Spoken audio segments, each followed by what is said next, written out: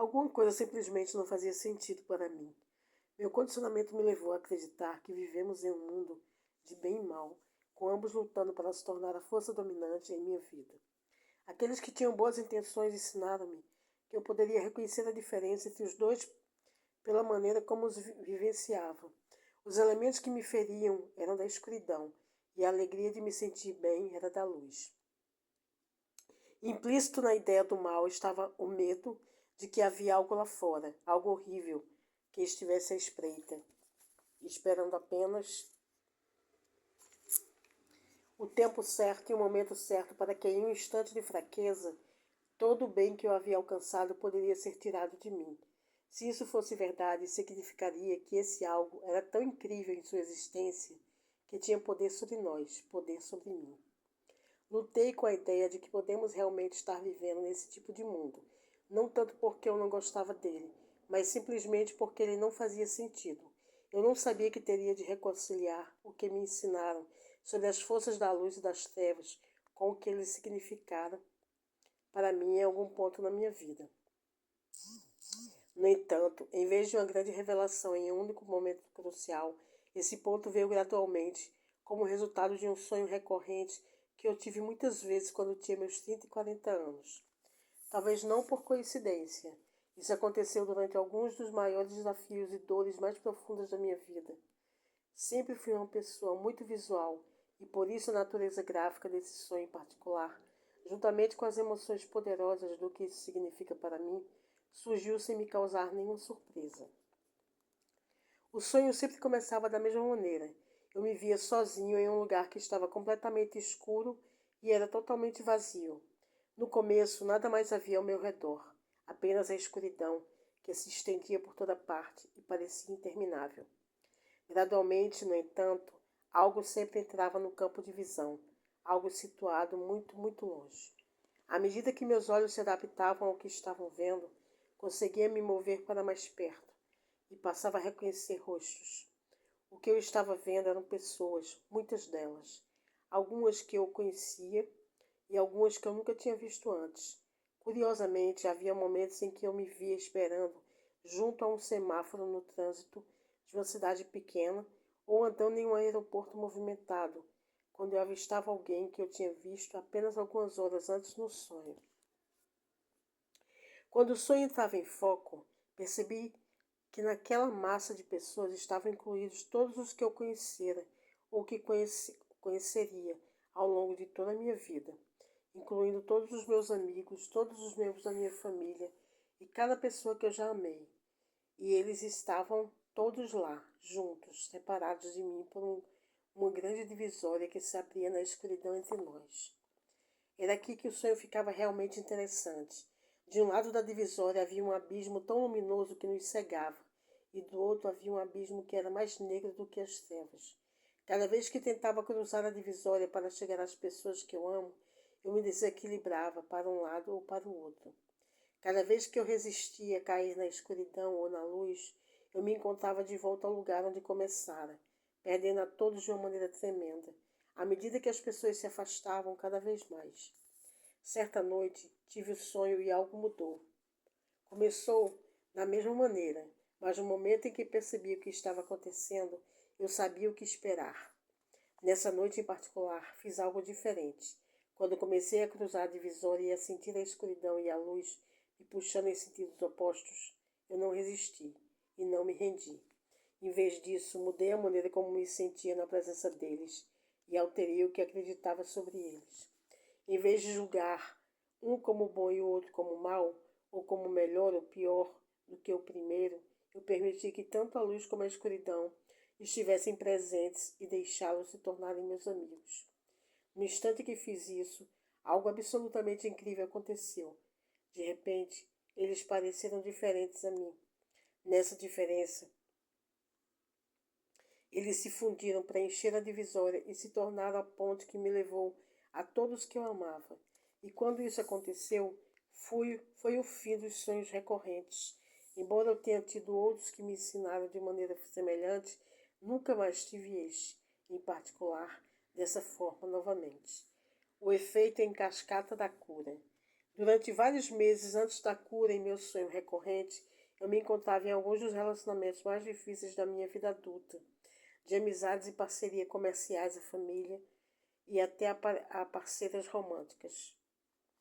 Tudo parecia estar espiralando-se desesperançadamente.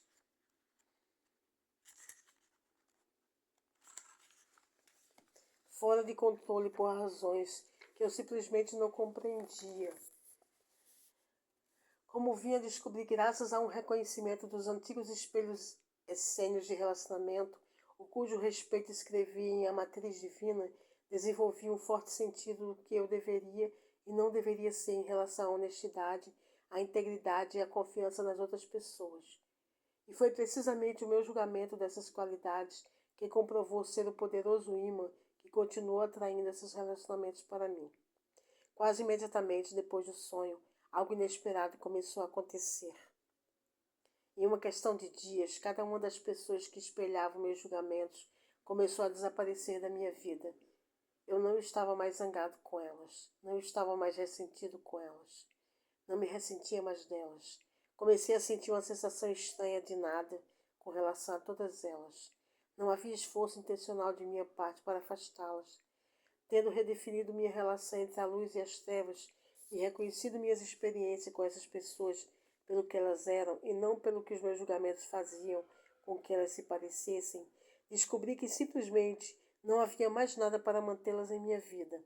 Cada uma delas começou a desaparecer das minhas atividades do dia a dia. De repente, havia menos ligações telefônicas delas, menos cartas e menos pensamentos sobre elas ao longo de todo o meu dia. Meus julgamentos eram o ímã que mantinha esses relacionamentos no lugar. Embora esse novo desenvolvimento tenha sido interessante, depois de alguns dias, algo ainda mais intrigante e até mesmo um pouco curioso começou a ocorrer. Percebi que outras pessoas que estiveram em minha vida por muito tempo e com as quais eu não estivera em conflito ou em alguma luta de qualquer tipo, também começaram a desaparecer. Mais uma vez, não houve esforço consciente da minha parte para terminar esses relacionamentos. Eles simplesmente não pareciam mais fazer sentido. Em uma das raras ocasiões em que tive uma conversa com um desses indivíduos, ela me pareceu tensa e artificial. Onde antes havia um terreno comum, agora havia um mal-estar. Quase tão depressa quanto percebi a mudança nesses relacionamentos, comecei a me tornar ciente de algo que para mim era um fenômeno novo. Cada um dos relacionamentos que saíram da minha vida baseava-se no mesmo padrão, aquele mesmo que originalmente trouxera as pessoas para dentro da minha vida. Esse padrão era o julgamento de suas ações visto através de minhas crenças sobre a luz e as trevas. Além de ser o imã que atraiu os relacionamentos para mim, meu julgamento também foi a cola que os manteve juntos. Em sua ausência, a cola se dissolveu. Percebi o que parecia ser um efeito cascata que funcionava desta maneira. Uma vez que o padrão era reconhecido em um lugar, um relacionamento, seu eco reverberava em muitos outros níveis da minha vida. Suspeito que esse efeito cascata de cura ocorre com frequência em nossa vida, embora nem sempre possamos reconhecê-lo. Na história anterior, aconteceu tão rapidamente que teria sido difícil deixar de percebê-lo. Então, eu o convido a examinar as relações de sua vida, particularmente as que têm sido difíceis. Quando de repente elas parecem desaparecer sem razão aparente, seu desaparecimento pode ser a indicação de que alguma coisa em suas crenças mudou. Pode ser apenas o fato de que a cola de uma percepção foi curada e não sobrou nada para manter esses relacionamentos próximos, reescrevendo as regras da batalha antiga. Embora os efeitos de nossas crenças atuem em nossos relacionamentos e em nossa saúde, aquilo sobre o qual, em última análise, estamos falando é o que vimos historicamente como a antiga batalha mencionada anteriormente, a luta entre as forças da luz e das trevas, manifestando-se em nosso corpo e no mundo. Durante milênios, fomos condicionados a polarizar essas forças em nossa vida, para escolher uma e destruir a outra. Embora a batalha tenha pelo menos 2000 anos, ela está claramente conosco hoje. Nós a vemos se manifestando através da tecnologia e das crenças do século XXI. Como acontece com qualquer conflito, temos de nos perguntar se estamos usando a estratégia certa, então por que ninguém reivindicou a vitória? É possível que a antiga luta entre a luz e a escuridão não seja uma batalha a ser vencida ou perdida no sentido usual dessas palavras? E se a ideia toda é mudar as regras que mantêm essa batalha atuando? E se o segredo para essa batalha diz menos respeito a vencer e mais sobre como mudamos as crenças centrais que a mantém no lugar? Talvez a chave para a grande batalha entre a luz e a escuridão se desenrole como pequenas escaramuças manifestando-se bem na nossa frente durante o tempo todo. Se for esse o caso, o que podemos aprender com elas? Conheci pessoas, por exemplo, que dizem que só se associam com outras pessoas que são da luz, ou que as forças das trevas se apossaram de seus amigos e famílias. Quando dizem isso, respondo com uma única pergunta. Eu as convido a traçar a linha divisória entre os dois. Eu peço-lhes que me mostrem onde termina a luz e onde começam as trevas. No momento em que tentam fazer isso, posso mostrar-lhes algo ainda mais poderoso do que as próprias forças da luz e das trevas, pois no instante em que começam a fazer essa distinção, elas apenas caem na antiga armadilha que as mantém travadas nas próprias crenças polarizantes das quais elas me dizem que estão tentando escapar. Eis o porquê é o julgamento delas sobre o bem e o mal, o de que um deles é melhor ou mais merecedor de sua existência do que o outro, que lhes assegura que elas permanecerão na mesma condição na qual elas me disseram que gostariam de mudar. Não estou sugerindo que meus amigos tolerem ou concordem com o que a escuridão pode trazer para a nossa vida. Há, no entanto, uma enorme diferença entre julgar essas forças e discernir que elas existem e o que elas representam. E é nessa distinção sutil, mais significativa, que descobrimos o segredo que nos permite superar a polaridade e curar o conflito entre as trevas e a luz, não apenas para sobreviver a ele, mas também para se tornar maior do que os opostos que a própria batalha permite. Esse é, conforme acredito, o tema do sonho que descrevi anteriormente. Para algumas pessoas, a ideia de misturar luz e escuridão em uma única força poderosa em nossa vida é algo que elas sempre acreditaram ser possível, mas talvez nunca tenham sabido como realizar. Para outras, o próprio pensamento de reconciliar essas duas forças é a coisa mais estranha que elas podem imaginar. Isso vai contra tudo que já lhes foi ensinado e pode até mesmo soar como uma heresia. Poderia, mas isso até que olhemos para os seguintes fatos. Fato 1. As crenças e sentimentos que sustentamos em nosso coração estão mantendo uma conversa contínua com o nosso cérebro em cada momento de cada dia. Fato 2. Durante esse diálogo, nosso coração diz ao nosso cérebro para enviar a química do amor ou uma química do medo ao nosso corpo. Fato 3. A química do amor crônico afirma e perpetua vida em nosso corpo. Fato 4. A química do medo crônico nega a vida em nosso corpo. Fato 5. Internalizar a crença em que duas forças com diferentes agendas estão combatendo é convidar o combate entre nosso corpo e nossa vida. Pergunta. Com base nesses fatos, faz sentido permanecer empenhado em uma batalha contínua entre a luz e a escuridão ao reconhecer uma como amiga e a outra como inimiga?